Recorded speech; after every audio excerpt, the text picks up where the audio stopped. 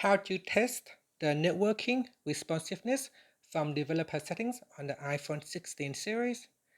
First, let's go back to the home screen by swiping up at the bottom of the screen.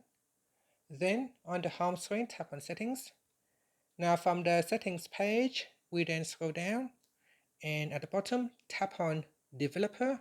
Now if you do not have the developer options, tap on privacy and security. Then scroll down to the bottom and turn on developer mode. Once it is turned on, it will be available in the settings menu. So tap on developer, then we go down to the networking section and tap on the test button on responsiveness. So tap on test and then tap on test. And now we wait for the result of the test.